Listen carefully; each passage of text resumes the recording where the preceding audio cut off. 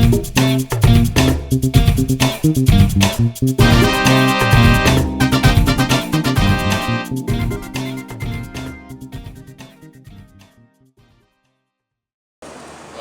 people take corruption for granted. They take it as a single, a union-level kind of malady, affliction. Those of us who've been in this struggle for quite a while, we know it's far more complex, far more dangerous, more lethal.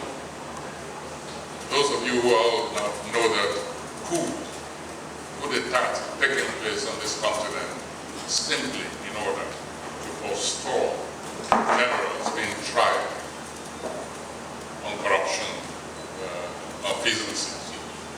In other words, societies have been destabilized, so it's not a theoretical issue. You know that societies have been thoroughly degraded, destabilized, simply because people who want to cover up massive corruption in their conduct as public figures. It doesn't matter whether it's diamond smuggling, it doesn't matter whether it's arms smuggling, it doesn't matter whether it's direct thievery from the treasury. You know that corruption goes beyond merely stealing. I'm aware that the former head of state said corruption is not stealing. I think they didn't quote him correctly. I think what he wanted to say was corruption is not merely stealing. He was a PhD, and I don't think he would ever have said such a thing that corruption is not stealing. So you see, when we take the trouble to encourage those who have decided to fight, take the fight a step further in any way, including the involvement of children, we're not thinking just about stealing. We're thinking about the very security of our existence. Let me cite quite recently, for instance, some individuals who were arrested, they escaped and they were rearrested, and they were arrested and detained after they claimed that some legislators had given them arms to disrupt the forthcoming elections, in other words, just to disrupt the state. Now, I'm not taking this press, I'm not taking a position, I'm not saying that they were telling the truth, I'm not saying that they were lying. I'm just saying to you that when things reach a state where even the thought of disrupting elections in one way or the other, when actually it becomes a reality in the minds of people to the extent that we can have cases where it is being alleged that legislators are giving money to disrupt society. You have to ask yourself, why? Why do they want issues such as finding Gusto what? And if suddenly there's an escalation of incursion by nomadic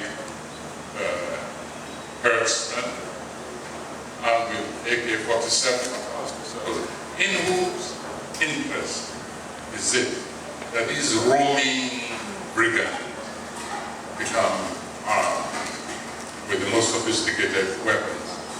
Is it? What are they trying to do? Are they just trying to dislodge herdsmen, farmers, and take over their land? Or does it go beyond that? Who's arming them? What is so confident? Who's giving them that sense of impunity? Their right to appear one day in Taraba, appear the next in Ogun State, next in Bayelsa, kill 40 here, 70 here, 100 there. What's going on? Again, you come up against the answer, there are people who have something to hide, who are ensuring that society is not sufficiently stabilized. Find out what they want to hear. So please, in short, don't think that corruption is limited to police work, to disgracing a few people, exposing a few looters, etc. It has to do with our very existence our security individually and collectively. And that's why we take a certain interest on whatever platform, including cultural events, Lagos Black Heritage Festival. That's why we've given the theme, corruption to children, so that elders can understand how the youths see them, see what they're making of society through not just merely committing the crime, but associating with those who commit the crime, failing to expose them, in fact, establishing and entrenching them in positions where it can continue this now culture, not merely of looting, but of destabilizing society. You have to ask yourself those questions. And that's why we all try to chip in wherever we can to eliminate this particular virus, one of many plaguing society. So I want to congratulate those whom we're welcoming today. I call them corruption busters. They have a much more long-winded name, which I never can remember. And they did us proud as a people. I'm not saying they did Nigeria proud, because I have my own feelings about this thing called Nigeria right now. We won't go into all of that. But anyway, they did us proud as a community of people. And I congratulate you very much. Thank you. The second acceptance speech at the United Nations, just to speak about what we are going through in Nigeria. You know, when there is Big Brothers, you will see it all over Nigeria. And when we'll have some form of entertainment, it go around Nigeria. But if you don't invest in quality education, we can't get anywhere as a people. Professor Wole Soyinka, sometimes I'm very happy and very excited to have been mentored, tutored, brought up, and whatever it is that I'm doing with my team all around the world, it is because I have been brought up by an icon, and that is Prof. For over 10 years, he has taught me how to write, because I had to calm down and because I became a baby. So he tells me, look at the email you just sent to me, line number 2, I was missing. I'm like, oh, Prof is very, I became a primary school student under him, even though I graduated as a civil engineer at that time. But right now, I have his blood in me, because I realize that whatever he has invested in me over the years has paid off. So in 2013, precisely, under the vision of the child, Professor Wole Soyinka gave us a title, 1,001 Faces of Corruption. This was interpreted by children between the ages of 8 and 12. When the topic was actually given, I told Prof that this is impossible. How on earth are we going to have Nigerian children to interpret this topic? He made a statement. He said, this sector, these children are neglected, but they have voices. Let's see. After year 2013, I changed my mind about Nigerian children and youth. We have capability. We have the innovation, the creative talent is all in Nigerian children. But you know what? This platform has been able to work with over 4,000 Nigerian children, now youth, just to bring out the creativity in them.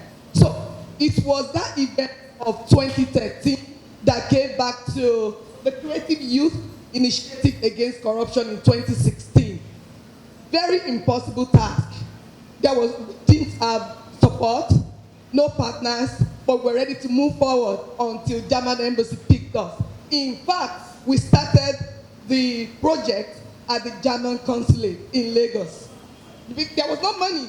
And he said, look, you're coming at the wrong time. But look, and we needed 48 hours decision. Within 24 hours, Mr. Igo Abba told us, come and use the embassy.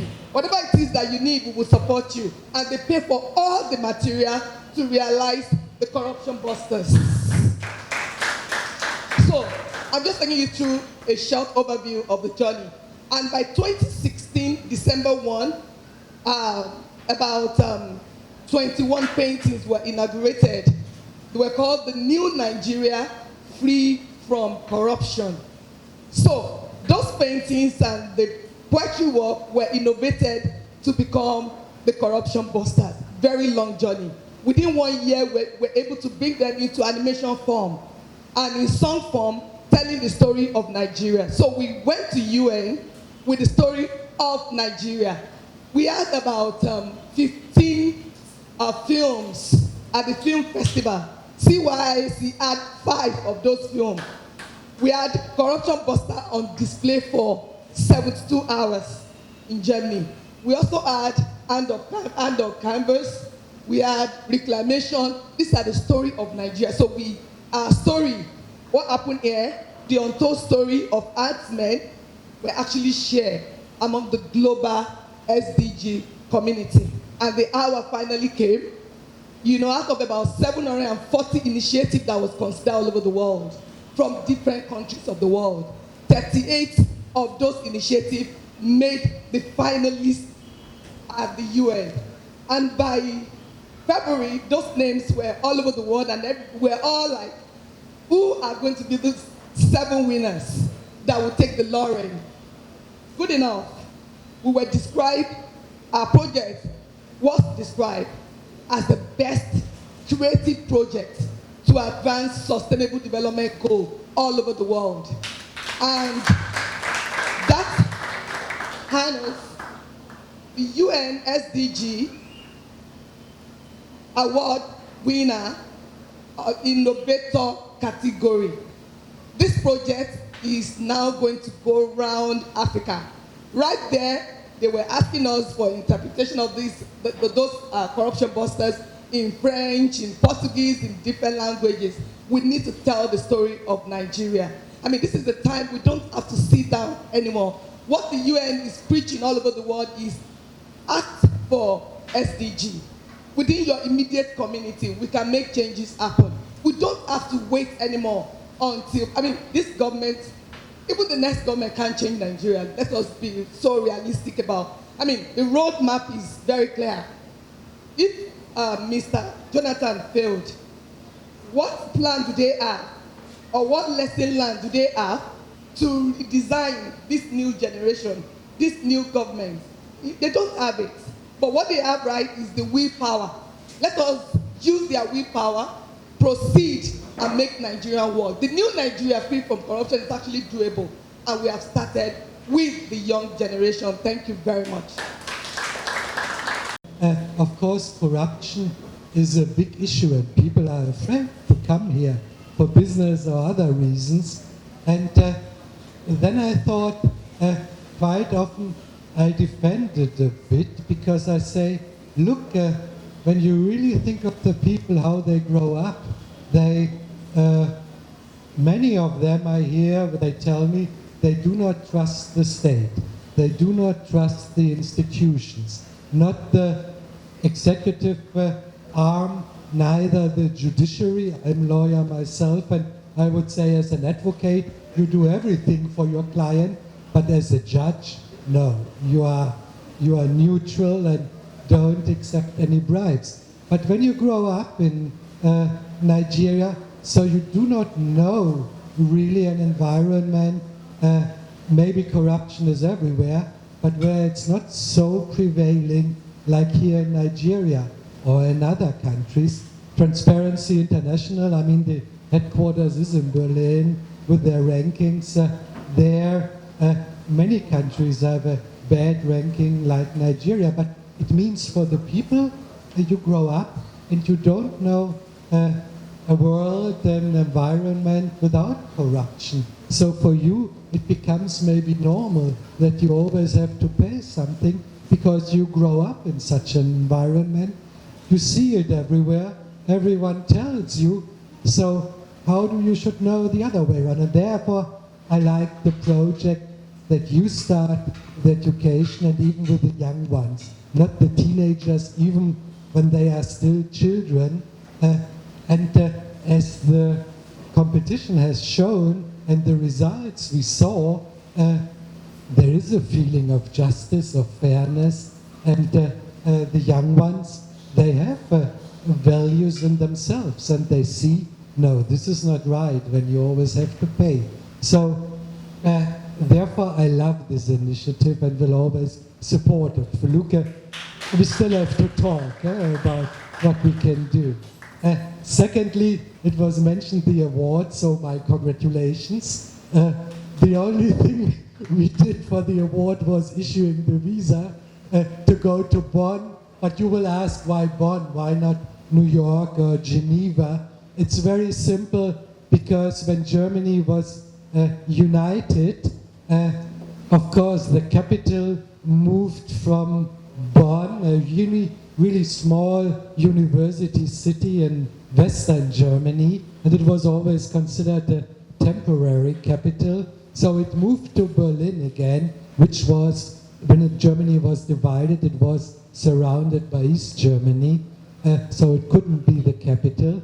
But then they thought maybe the concept of Bonn should be to become an international city, so they applied for more and more UN agencies, and like the volunteers program, the program against desertification, the climate secretariat is there in the meantime, and a lot of other international organizations or NGOs. And that is just the reason why they had to go to Bonn. And even, you showed me the video, in the former parliament of West Germany, you received this prize, and I've seen your speech or your words of thanks, very passionate, and it shows that you are also a born, if not activist, even politician.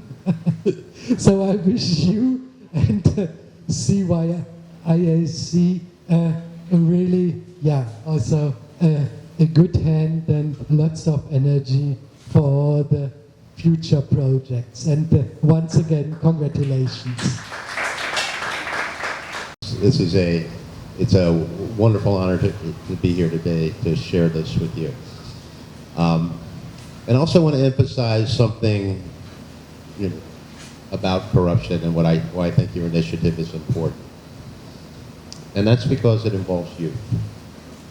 I think a lot of the times when you look at society and the different sort of changes that people want to do, these changes are generational, and it's going to take time. But if you start with the youth, you establish the values there, you establish the understanding there. That's the beginning of a fire that can take over the world. So, good luck to you in the future, to you and your group, and please come knock on our door and ask for some money, because we're here to support you. Okay. I decided to respond very quickly to Foluke's charge that Nigeria would not be able to overcome corruption even in the next 4 years. That's only if we make the mistake of voting for the same set of people. If you bring us, those of us who have been busting corruption for the last 12 years non-stop, if we come to power, we'll be tied all the corrupt guys in this country. I've been advising them to spend time looking at the prisons around their states and fix them. That's because they might have to spend some time there when we take over power. Corruption is so terrible that in this part of the world, when people are corrupt, they suffer no consequences. It's such that after so many years of flourishing in corruption, they can even decide to turn a new leaf and come and confess their sins. Like a former PDP chieftain, Ibrahim Madhu, did a few weeks ago, or maybe last week. He came out and said they have been rigging elections forever. He came and nullified all the elections that have been held in the last 20 years, particularly last 16 years under the People's Democratic Party. And he made it clear the way they rig elections. They bribe INEC officials, they bribe police, they bribe judges. And that is how our democracy has been in the last 20 years.